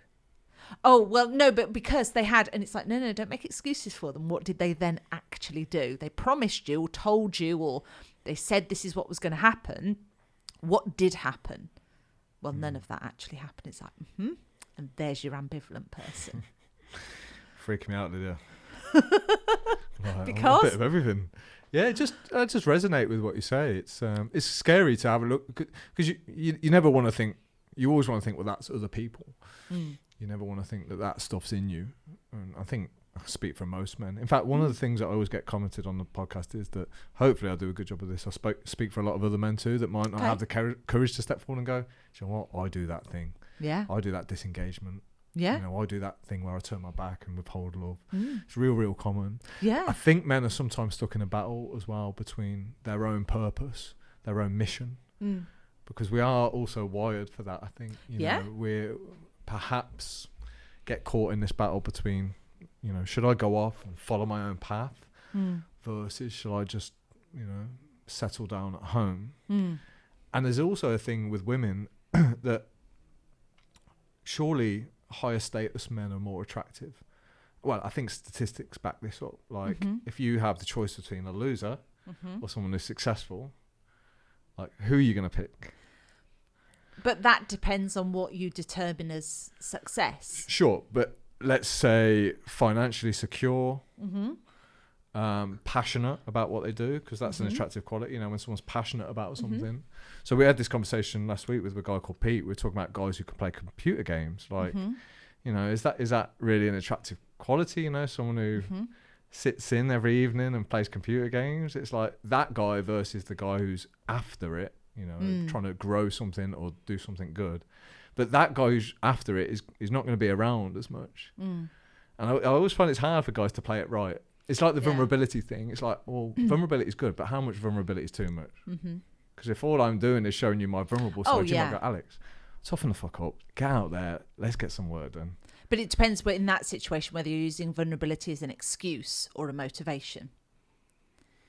So vulnerability should be your source of strength, shouldn't it? So someone who's like, God, I'm really scared of doing this, but I'm doing it anyway, you get massive respect for. Someone who uses vulnerability of, I'm really scared of doing this and these are all my reasons why I'm not going to do it, is a bit like, okay. So you think the attractiveness in vulnerability comes from overcoming that vulnerability, not just sitting in it? What if there's something you can't overcome? So Jeff did this part in his book where he said that he was lying on his bed and he couldn't move for days, and his wife just had to hold him. And he said it was the most emasculating thing he'd ever been through. So it was terrifying. And I read that and almost cringed. And I spoke to him about this. And it's not a judgmental thing. I love Jeff, but I just couldn't get my head around it. Yeah. And I was speaking to my friend last week, and we were on this long drive together. So we were talking. He said, I've never let my missus hug me. I've always hugged her. And I just thought all these things come out. Like it's like a fear to show that. But his partner likes that too. So it's like, well, yeah, because if you keep saying to your wife, please hug me, right? At some point, that becomes too much. So it feels like it's a real hard game to get right. I think one of the things there as well, though, is that people have different love languages. Yes, and then there's many. Have you read the book, The 4 Languages of Love? I haven't read the book, but I know that there are online. You can just do an online test for 5 love languages. 5? It might be 5. It might be 5. The book might be 5. Yeah, but it's I'm sure it probably is the same thing, because it comes as soon as you put in love languages, it comes straight to the top of Google and stuff. You probably know them. I don't know them. Yeah, so they are, and you have to forgive me because I always forget one of them. So I might start with the one that I forget. So we've got acts of service, we've got gifts, we've got words of affirmation, we've got physical touch, and we have got quality time. So those are the 5 things. So everyone is a mix of all 5, but it's where your percentages hit as to which ones feel more important to you. Okay. So if you have, say in that example you were saying of the guy that never lets his wife hug him, but he always hugs her, and that's fine. That's great that works for them. It doesn't have to be a two-way street. But what that would suggest is that physical touch is more important for her than it is potentially for him. But it also suggests that there is, something about feeling, he wants to feel like the protector, she wants to feel safe. Isn't that roles though? Isn't it? Yeah, we spoke about this last time. Do you not think this is being challenged way too much nowadays? So I think men get a little bit lost now because I don't feel like they think they have a role. So there's not as many jobs for men now. So more men are unemployed than ever right now. So traditionally that used to be their role, right? Like my dad, it was, go and do the job that wasn't very nice, but we could all eat and we could all live in the house. And dad was quite happy with that, and that was his role. If that was today, for example, and those factory jobs weren't there, so what would my dad do? What would his role be? And I sometimes feel like that role is evaporating for men. And they feel like they're not needed as much, because they're maybe not the nurturing type like mum is. Mum's probably going to be better at that. Probably. But I think, but I think that comes back to, there isn't a reason why your brain wouldn't be as emotional as mine, other than the fact that you weren't taught to develop that part of your brain because that wasn't the role model set for you. It doesn't mean that your brain is any less capable of it than mine just because I'm female. There are some differences in our hormones as to how they impact us, but from a brain development point of view, you have just as much ability to develop your emotional range as I do, and to access that. The only slight change will be that you have way more testosterone and I have way more estrogen, which is pretty significant though in terms of behavior. That alone is the difference between 2 different behaviors. Yeah, absolutely. Sure. Yeah, but I still think there's a massive cultural part to that. I mean, I think when it comes to you know, men's roles and that role evaporating from perhaps what it's been historically, is, so what do guys want to do with that? How do they want to? Now. I think that's because the feminist movement, obviously, like, it's been brilliant, right? It's kind of like it's really helped, and I think there might be something similar on the cards for men soon, where they go, well, don't forget about us, because it's traditionally been men that have led the line, right? And and women have to fight hard to get on, up there, and rightly so. But it's almost, I feel like it's gone the other way a little bit too much, and now men are going, what do I do? What's my role? Because again, when I have conversations, some people say, well, dad isn't needed anymore. The kid can be brought up with just mum. It's like, okay, well, if dad's not needed anymore and there's not jobs for him, where does he fit in? And a lot of men do feel like this. I've had conversations, and it's not a victim thing. It's just like, it's nice to know why we're here. Yeah. And this is how I think you can fall into a really bad place of like, I'm not sure I'm needed anymore. Yeah, but I think there's a fundamental question there though of what is the point of view, which is a hard question, and it's one that I think applies to women as much as men. But I think that's where nature would win and say, well, the point of us used to be to protect and provide. That's not needed anymore, or in some homes it's not needed, because the women can earn as much money now sometimes as the men, so they can provide now. They got we've got everything we need, really. Yeah, but I think I use that more as on a personal level, as opposed to a social level of what's the point of men versus what's the point of women. Is more of an individual personal thing, which is, well, what's the point of you? Why are you, as a person, whoever you are that is sat opposite me, why are you here? What is the point of you being here? The chances of you being born as you are ridiculously billions to one. So what are you going to do with that? What is the point of you? But that's a blessing curse question too. It is. So again, I asked that one day and I'm like, yeah, what is the fucking point? Yeah. Ask it another day and it might lead to some action. I think we've got to be careful with those questions. They're really important. I don't think we should avoid them, but they can send you spiraling down, or they might elevate you up. But I think that's where we might fall into a trap of, like, if we can't find a reason that's probably innate and within us. So if it's tough now. Like I don't have any children. I don't have a partner at the minute. So you start to think like, why am I doing all this? Because the most driven men that I see have a wife and children. Okay. Because they have a reason to get out of bed, they have responsibilities, they have people that they love dearly in their lives, and it's their driving factor. It's their reason to go to work. Yeah, it's mine too. Sure, I get Absolutely. it. And I think it's healthy, it's you do things for the greater good, bigger than yourself. Yeah. And I think when you don't have those responsibilities, so if you're cast aside as a guy or as a person, I'm saying not just as a guy, but you start to question why anything is worthwhile. And I think responsibility is a really key part of that. Yeah. And I remember hearing, again, coming back to someone you mentioned earlier, Jordan Peterson, saying something about that, which is, it helps you grow. You can't, if you go, again, it's that, going out into the dating world. And it's like, well, if you're trying to go on a date with someone and they've got lots and lots of responsibility and you've got none, that's going to be a hard match there, because they're used to a certain... they will have grown in a certain way over that time, as long as they take that responsibility seriously and they're able to manage it.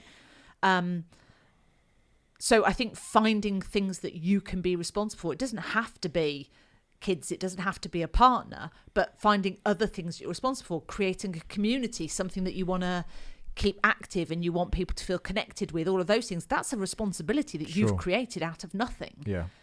That's a big thing to have to say, actually, I am responsible for keeping in touch with these guys and keeping everybody connected and giving them this sort of this leadership role that I've created here of giving people a sort of a spine from which they can then go off and do their own achievements and their own self-development and those sorts of things. That's a massive responsibility. That's something that then you innately end up growing and developing from, because you have to, because responsibility breeds difficulty. Yeah, Jordan thinks that it's the meaning of life. That's what, and I agree with him totally. I think a lot of people, their family is their reason to live and do things, and I think that is the core of most people's. And like Jordan has this theory that if you can get that right, if you can be a decent dad, decent partner, and then you can expand out into the community, it makes total sense to me. But I think it's that first bit that a lot of guys are lost in. They might not feel like they're showing up as a good dad, or maybe they haven't got a decent job, they don't feel like they're contributing, don't feel like they're worthy. And I think the push on women's, where that's going, is probably, it feels like it's at the detriment to them. It doesn't have to be, because this thing's bullshit about, if women start to do well, it has to put men down. That's such bullshit. No, absolutely. Yeah, we can all win in this game. It's finding things worthwhile for us all to do. But yeah, that's what he thinks is the key to at least meaning. And I guess relationships stem off that, because that's what we're talking about. But I think he's saying that if you can have that in yourself, a reason to get out of bed and some responsibility, then the relationships play a huge role, but they become something that makes your life better. They don't become your life, which is a hard thing to get your head around. Does that make sense? It does, yeah. So if I was to meet someone, they would make my life better. They wouldn't make my life. Yeah. Because if they make my life, they can take my life. Exactly. And that's the difference, again, between the secure and insecure attachment styles. Yes. The secure is, my life's good, I've got good, strong relationships, I know who I am, I know what I'm doing. You come into my life, you add some value, and that's lovely. You leave my life again, my life carries on as it was before. I might miss you, and I might be sad for a while, but what I'm doing and who I am continues in that same vein. But that first bit has to happen. And sometimes, for avoidance, they think that's secure, but actually it's I'm keeping everybody at bay because I've got so busy and so involved in all of this that I'm not allowing anybody in, because they might fuck it up and they might hurt me, and I don't want that. So it's got to be, I know what I'm doing, I know where I'm headed, all of that sort of stuff, and I'm quite happy for you to come in, and you might fuck something up, and I might decide then we're not in this together anymore, and then I carry on my own again. But in order to love, you have got to be prepared to be hurt. You cannot. People always say to me, I think I'm ready for a relationship again. I said, right, so you're ready to be hurt again? Oh no, I don't want to be hurt. Then you're not ready for a relationship. Yeah, well, you just summed it up right there. Yeah, that's exactly the gamble you have to take. Because if you don't take that gamble, what you're saying is, I'm not going to have a relationship. Yes. So you miss out on all that stuff. Yeah. Where I'm at now, I'm like, am I really prepared? I'm prepared to be cheated on. If that was to happen, I'm prepared to be hurt. And it's not just that as well. You've got to, there's a part of you going into a relationship being the one that could do the damage too. Yes. So you have to go, do I trust myself not to cheat? Do I trust myself to be nice? Do I trust myself not to destroy this person? Yeah. So then there's two battles. It's like, well, I've got to do that and I've got to trust this person. And I think that's where, if you can get to your own place, okay, you might be able to manage the threat of the other person. And I'm talking threat as if it's, you know what I'm saying. It's, but it is. But that's how the brain processes it. Yeah, is as a threat. That's why Yeah. the amygdala gets triggered, because that's your reptilian part of your brain that all animals have, which is, oh my God, I'm under threat, quick, leg it, freeze, fight back, whatever it is that you're going to do. But that's that part of it that gets triggered. So it does feel like a threat. Yeah. But I think in order to get past that stuff, the word I always come to, and people sometimes think it sounds a bit sappy when it comes to relationship, but it's so fundamentally important, is kindness. And I think people massively underestimate and forget about the role of kindness in relationships. Am I kind to myself? If I am, then I can trust myself to be kind to other people. I can also trust myself to have healthy boundaries. And if somebody is unkind to me in a malicious or purposeful way, then I would say, right, you don't get to be part of my journey anymore. But the people who are kind that might just do a little fuck up, that's okay. I would expect them, therefore, to take responsibility. But the kindness, so when you come back to dating, kindness is incredibly attractive. That's the success that most people are looking for, is, are you a kind person? Can you be kind to other people then if this negative self-talk's like riddling through your body? Like if you're beating yourself up, like you just said it, like, and it just hit, like, light bulb went off then. I was like, yeah, can you be kind to other people if you're not kind to yourself? You can be kind, but you will likely trip up at some point. Yeah. That's why I say you've got to get the kindness for yourself right first. If you are kind to yourself on a daily basis, then you can find a way and say, look, if I can be kind to me and I can forgive myself if I fuck up because it's something new and all of those sorts of things, then I could treat another person that way as well. If I can't do that to me and I'm beating myself up all the time, the chances are that verbal dialogue is going to come out at somebody else at some point. And that's the bit where they'll go, I don't think I like this. I don't think you're being very kind to me. Yeah, I agree. And I think you can replace that word kindness with anything. So the ability to trust, for example, until I can trust myself, I'm never going to be able to trust anyone else. Yeah. So again, that comes back to doing the work on the self, doesn't it? Which feels like, and I think it's a lifelong project. Oh, I think it is. Yeah, I don't think there's an end point that any of us are trying to get to where we're like, oh my God, I've done it. I finished the puzzle. It's amazing. Right? No. But I think, and again, we may have said this in the last one as well. I think there's something enormously powerful about thinking about being on your deathbed, assuming that you're even aware that you're there, for starters. But just theoretically, you know that this is it. The end is on its way now. You look back, and I form my decisions today based on how I would want to look back at that moment and say, was that fight worth it? Did I really have to make that point in that moment? But equally, am I going to be gutted that I let that opportunity go? And I didn't go, do you know what? I probably could have just knuckled down and got that bit done, actually. I could have gone for that. I could have allowed that person in, all right, all of those different things. That, for me, is a really, really powerful checkpoint to have a look at, where's my life going? And am I getting to a point where I feel like am I coasting at the moment? Or actually, am I learning really well at how to stand still? When previously, my life was always about move forward, move forward, move forward, move forward. And I wasn't moving forward, it was running away. What else? But it was that achieve. And then getting to a point of going, right, I'm back. And it's like, right, now learn to just stand still. Stand still and find the fun in your own doorstep. And it was like, ooh, that was a real tough one for me to learn. But it's my best friend that said it to me. She just said, Liz, I just think maybe you need to learn to stand still and find fun at your own front door. And I was just like, what were you doing then that was taking you away from that point? It was predominantly it was work. Yeah. So I used to work in the corporate world, and I spent 3 years basically working in 19 different countries around the world. Oh, wow. So I was just on planes all the What were you time. doing? It was a marketing consultancy. Of course, Yeah. So I'd done marketing for about 10 years by the time I left, and the last sort of 3 years of that was me working abroad a lot at the time, and then ended up moving to the States for 6 months, and then coming back from that, a relationship being over, not being in that career anymore. I'd even rented out my house and all of that stuff, and it was kind of like, right, you're back in now. This is rock bottom again. You can't move back into your house. You haven't got your old career anymore. You're single. Now what you're going to do? And it was like, and I was immediately like, right, where else can I go in the world? I've got no ties. Let's go off and do stuff. And it was just that, maybe you just need to learn to stand still. And that's when I got my dog. Yes. Well, I was thinking when you said earlier about about responsibility, it doesn't have to be kids. I'm like, the only thing I can compare that to is having a dog. Yeah. And he was great for me. Yeah, and my dog, I've got 2 now, but Coco, my first ever dog, she's just, she was the start of everything. How old were you when this was happening then? I was, what would I have been? Probably in my early mid-30s. Okay. Yeah. It's a strange age being in your mid-30s. It's an uncomfortable... Well, it can be an uncomfortable time. From a female perspective, it was horrendous. All my friends were married with kids. All of them. Yeah. And I was nowhere close to, I was starting back again. I was nowhere close to any of that. So that was a tough place to be.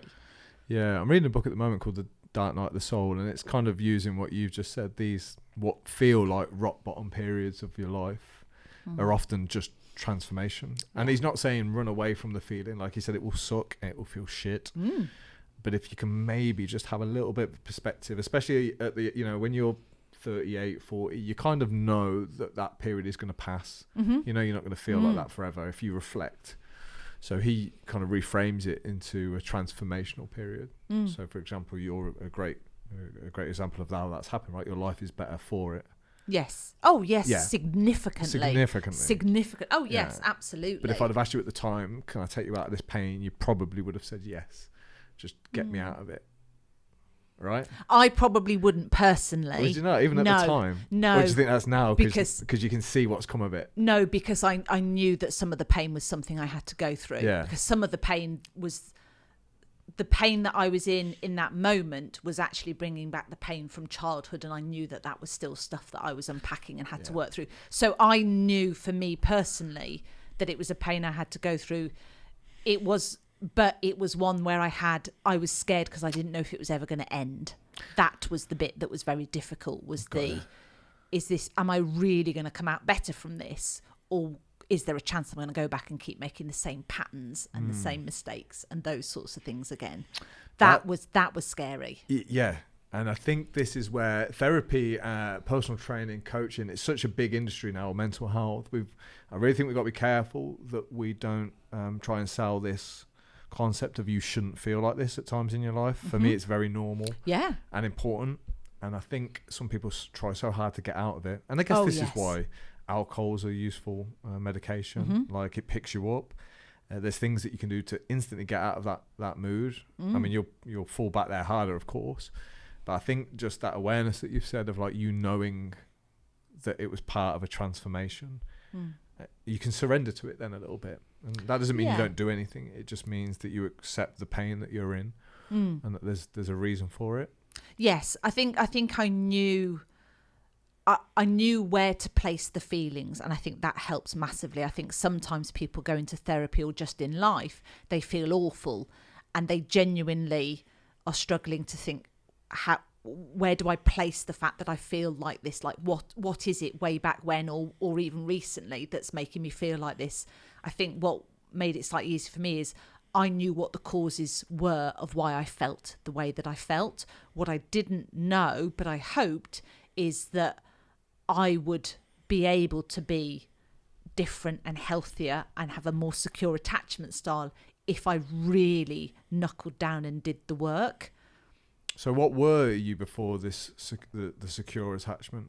Were you something different before? Yes, I was avoidant before. You're avoidant. So how did you go from avoidant, which is what you said was really difficult to transfer? How did you go from avoidant to secure? And I'm guessing you are secure now, yes, right? Yes, very much so, yeah. You sound it, and it's how it comes across. Yeah. So how did you make that transition?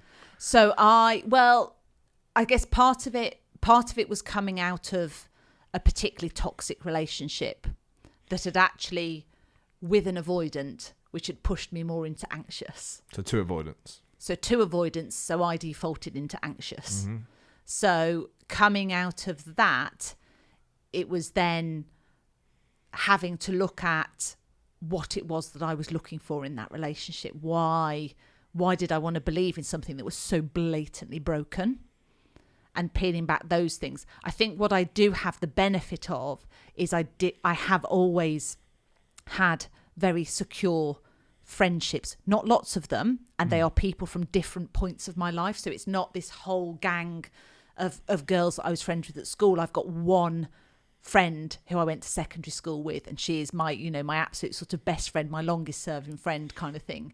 And then as I've got jobs, then I've met other people that I've really connected with. And so then they've become sort of lifelong friends, and we're massive in each other's lives. I think knowing that I had that capacity to have those, to put the effort in the right way into those relationships, made me think there's just a massive scared part of me in an intimate relationship that I just wasn't setting healthy boundaries there. I was still avoidant in a certain way in my friendships, just that I don't need people to be in my life all of the time. So I keep in touch with everyone, but we don't see each other like, oh my God, I'm seeing them today, and then I'm going to see them tomorrow, and then we're going to go and do this, then we're going to go. Like, my friendships aren't like that. Yeah. But that's also because I am an introvert in that I get my energy from myself. So if I spend a lot of time with other people, that knackers me out. So I have to be careful, sort of almost how much I socialise with people. Yeah. Okay. But I'm very, very open and honest with those friends. And part of that transformation was saying to them, by the way, this is some of the shit that went on in my childhood, and I'm working through it. And that explains why I went into this really, really toxic relationship that you could all see. And yet I stuck in it for way longer than I should have done. And peeling out of that relationship still took another almost 2 years after we'd completely separated, because he was avoidant. He was still trying to draw me back in again. So for me to finally set that boundary and say, I'm not doing that again.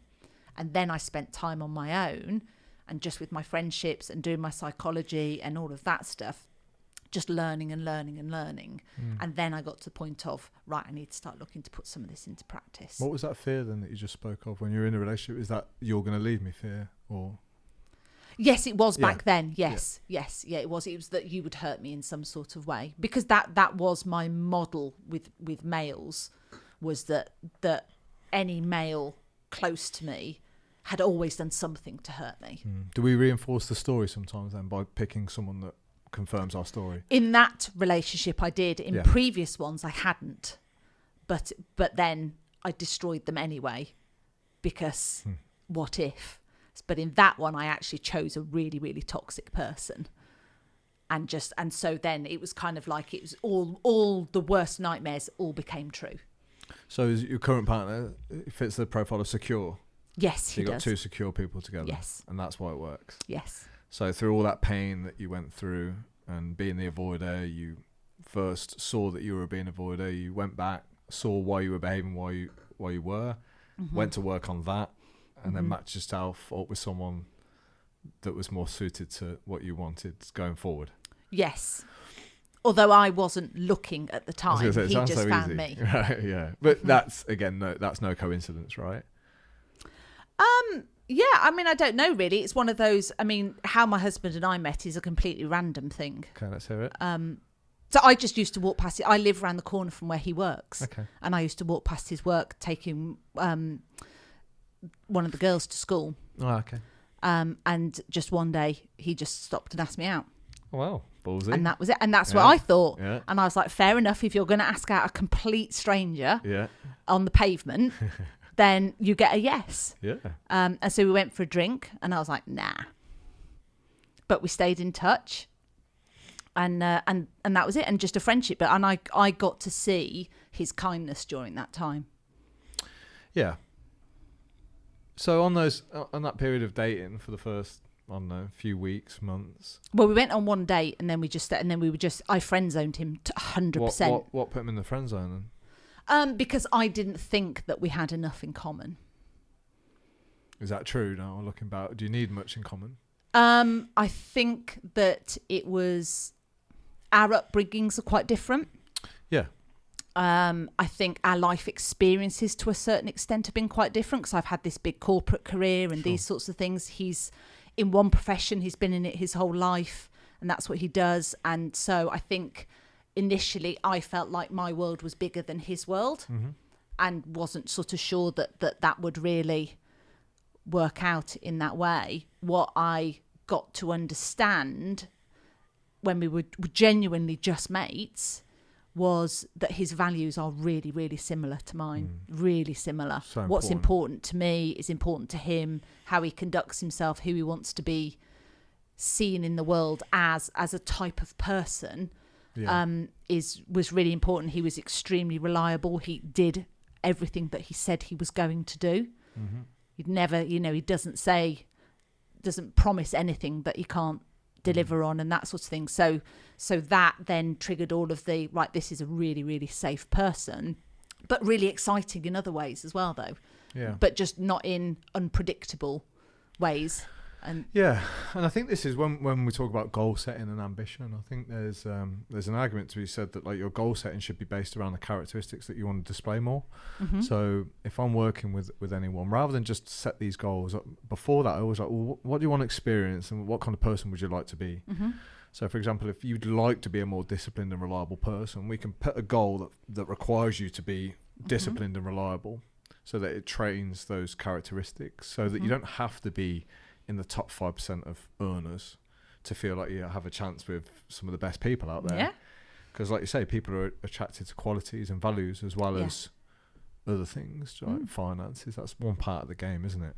So I think it's always a good place to work on, and it should give hope to anyone really who may not feel like they're ever going to climb this work career ladder, because not everyone wants that. I don't want that. No, absolutely. And I think that comes back to what we were talking about towards the start of this, was around that definition of success. Sure. Well, you got to if you want to know what success is, you've got to define it first. Yeah. So many people, like, if I ask them what successful looks like, they don't know. Yes. Like, you've just set yourself a target that you have no idea what it is. You're never going to hit it. How can you hit a target that you don't even know how to define it? Yeah. Because success, when you break it down, it's probably not what we think it is. No. No, and that's where I come back to that almost that deathbed moment. Sure. Which is, so then when you look back on your life, what does the success feel like? Is the success, and maybe for some people it is that, I got this massive house and I got to live this lifestyle and all of those sorts of things. I think more often than not, it's the relationships that you've nurtured and the ways that you've treated people and the person that you feel that you've been more of the time is probably what will define success. But there might be other things that you've achieved that are more material, that you're really, really proud of, and that's brilliant, and there's nothing wrong with that. But I think how you did it and the person that you were achieving those things is much more significant. Definitely. Who you become on success of that goal is very important. I think if I look at my biggest victories, conquer is always a word. I like conquering things, but my biggest regrets are definitely in terms of how you treat other people, for sure. Yeah. Like regrets on business and stuff, you get over so quickly. If you lose money or you make a bad business move, you get over that. Like you say, on the deathbed, you kind of know it's not going to fucking matter. But when you treat certain people in ways that you're not proud of, I think that's the things that you can't really take back. And they're the things that haunt you the most. Yeah. I think they bring about most shame. Like yes. how you've showed up. Yeah. Versus anything that you've lost. So we've been talking for an hour and 45, by the way. Amazing. Wow. That's such a complex topic. It is. Isn't it? It is. It's. I feel like I could talk about it all day. Yeah. But I think I would hope that trying to understand your attachment style will then help anybody then understand why they behave certain ways they do. Because as you said there, that shame of how you treat people, if you understand your attachment style and you work on that, you're less likely to treat people in a way that you feel ashamed of. I'm glad you shared a little bit of your story too, because I think it offers some hope for people that aren't getting it right. Because I think it's easy to look at where people are now, so I could sit back and look at you and go, well, Lydia's got her shit sorted, you know, she's cool. But I like to hear about the fact that you didn't have it sorted at one point. No. Well, good. I want to hear that, because that gives me some hope. And this is where comparison can be a really healthy thing. Because I'm like, oh, Lydia managed to sort her shit out. Yeah.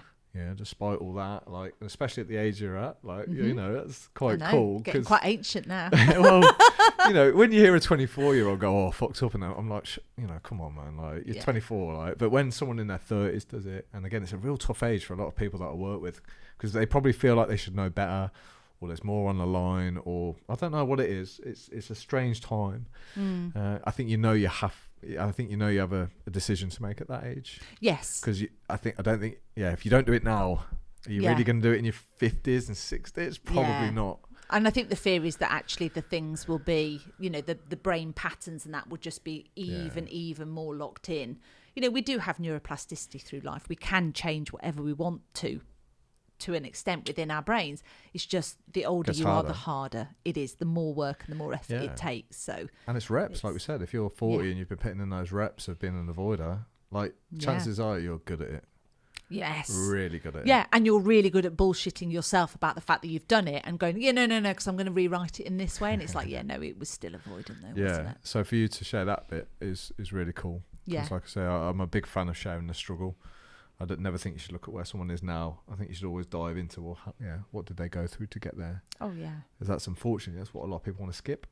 Yeah. Give me the answers. Tell me how to stop being an avoider, please. Yeah. No, I've got all the struggles. Don't worry about that. Yeah, well, it's good. And I love that 2 years that you said you did the work on yourself. I think that's really important. Again, everything I read kind of said there is a period where that's really beneficial. Yeah. Where you stop looking for someone else to make you happy. You get to work on yourself. And loneliness is something that always crops up on the podcast. But there is an argument that a bit of isolation sometimes is a healthy thing, if you can use that time to reflect. I think there's a difference between being lonely and being alone. And I think sometimes people don't remember that there's a difference there. They just think if I'm alone, I'm lonely. And it's like, it doesn't have to be true. Sometimes being alone is important. It gives you the opportunity to reflect. Sure. You can feel lonely in a room full of people. Of course you can. Yeah. Well, we know this through, if you look at any suicide from the greatest, like there's a guy from Linkin Park who he had people around him all the time. He was loved by lots of people, but he said that, he felt so alone. It's like, play in front of millions of people, but just shows you. So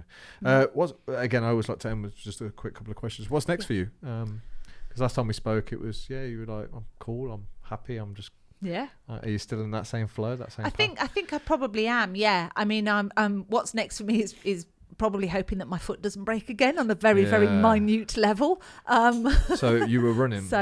Yes, I've been running most days for about the last 5.5 years. Are you training for something? No, just do it because it's really good for me, for my brain. Yeah, you like really. It just helps. I haven't always been a runner. That's not a thing. It was just something that I developed over time because it was just easy, and I got the dog, so what was we it? ran together. Metatarsal or? It was, broke a metatarsal. They're nasty too. So that's I'm back in normal shoes now, so that's good. I'm not clobbering around with a big boot I know. I wasn't sure whether, I wasn't sure whether you'd come limping in today on crutches or. Yeah, but equally, it's I'm really pleased with how I've handled that, because the thought of if somebody had said to me 9 weeks ago you aren't going to be able to run, I'd have probably thought that I would just sit down and cry. But actually, the fact is I didn't, because I was like, okay, so what can I do? So it's. At times I was getting really bored of running, but it's just so easy that I just do the school run, then I grab the dogs and we go for a run, and it just gets loads of jobs done at once, and I feel better and my brain's had time to think and all of those sorts of things. But to actually then go, well, now I'm doing swimming, and sometimes I'm on the bike in the gym, and I do weights at home every morning and all of that. So it's nice to mix that up and say, actually, it's given me the opportunity to work on some other things and stop defaulting to running all the time as if it's the only thing. Yeah. Like I am looking forward to getting back to it, because I do think it has a very different... you do sort of come back from a sort of 5 mile run and just feel like, I feel like I've done something there. Yeah, it's quite close to meditation, I feel, as well. I feel there's something in running, being free and just moving outside. Yeah, I think that's the big bit of it for me, is the being outside. That's really, really beneficial. What about in terms of work? Like what's in terms of work, it probably is going to be about stepping up a little bit more, actually. I think. What does that look like? I'm not sure yet. Okay. I'm not sure yet. There's a few other little bits and pieces that I just need to see through. And then I think it'll probably be one of those things where I have a little bit of a tradition with myself where on New Year's Eve I often do a mind map for things that I want to work towards in the coming year. Yeah. And sometimes things from previous years are still on it. And it's like, but eventually they do end up coming off it. So you're doing one-to-one therapy, right? Yes. Yeah. Yeah, absolutely. It's a tough one to not get out of like you would want to, but what I mean is it's time for money, isn't it? It's being when you work for yourself, it's like yes. Yeah, unless I give more and more and more of myself, it's like my business doesn't grow. So it's thinking of ways around that, I guess. Yeah. Yeah. All the training you did for my guys was fantastic. I think group trainings and such are quite a good route to go down. Yes, I've done quite a few things like that before, and I do enjoy it. I do like that. Yeah, I really like that Q&As environment as well. And if you get a good group. But this relationship thing that you're talking of, it's huge. Yes. You could help so many people with that. Yeah. I think it's one of the biggest headaches for people, biggest obstacles, barriers. So if you can help people with that, then what a great thing to do.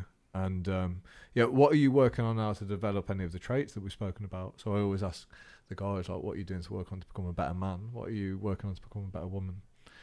I think that one of the things that I probably work on quite actively is continuing to take responsibility for how I think I'm perhaps showing up, how I'm presenting, and sort of, like I said earlier, that example of actually these things are going on in my life at the moment, and perhaps it's bringing about these other behaviours or these other things in terms of that might be difficult for other people. They might kind of notice and be like, is she all right at the moment? And just sort of saying, I'm sort of aware that I'm probably, I don't know, being a bit annoying or being a bit like this or whatever.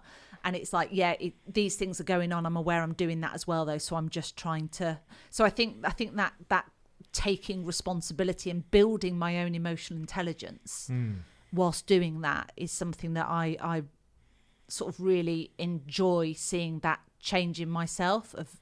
And again, I think as we talked about last time, it then hooks back into my values, one of which is honesty. So that being honest with myself, as well as then saying to other people, by the way, I know that I'm doing this. Okay. Why do you enjoy these podcasts that we do? Why do I enjoy them? Because I think it just makes me think, and I enjoy that, and I just like the back and forth. I like the conversation. But I like the thought. I like the thought that people